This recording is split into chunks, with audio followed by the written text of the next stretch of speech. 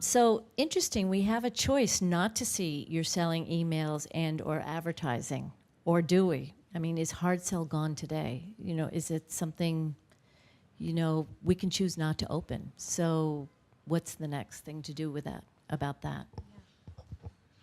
I think to an extent, and I'm sure you all would agree with me as well, is email is a choice now, but what's great is that social media has really come out and given it a run for its money. Refinery, as of 2010, the leading referral traffic to Refinery was our email, and we actually have 1.4 million subscribers that still come in every day through email. But our runaway hit right now as far as traffic goes is Facebook.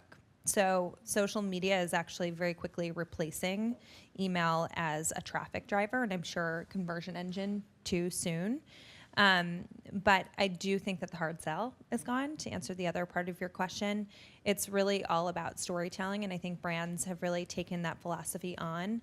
And that's what we've really modeled our business around, is really supporting brands in that process and helping them understand what works from a content perspective, and how we can sort of create a conversation around their brand as opposed to, you know, forcing the product down their throats.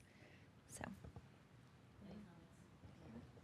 One successful thing that we recently launched also on our site, we do still send emails to our customers, but MyRM is another hashtag we use, where we will upload those images of the girl wearing the product that we're selling. And that, you know, as you know, your best friend will sell you on a movie or a dress better than the preview will. And so using that philosophy, these girls are selling each other on handbags with this hashtag, and or if they want to see how it looks, you can see a real girl wearing it, not just a model. So that's been really helpful in sales.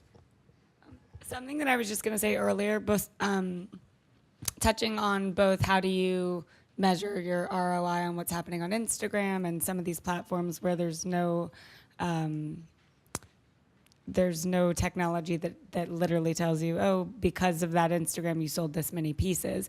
I think a lot of really corporate brands, one of the advantages of being a younger brand and growing up with this language of social media is that sometimes it's not always about how many likes you got or how many products you sold.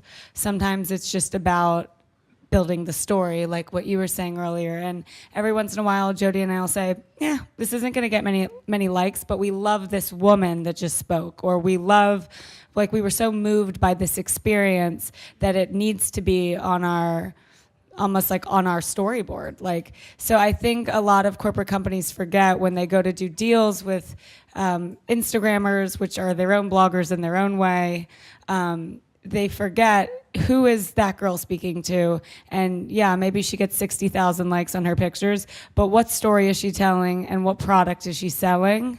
So for us, it's really about our woman and just giving her a fulfilling, enjoyable ride of content. So, you know, and for us, like, even though we do have these tools like Olympic, I think sometimes it's about something bigger.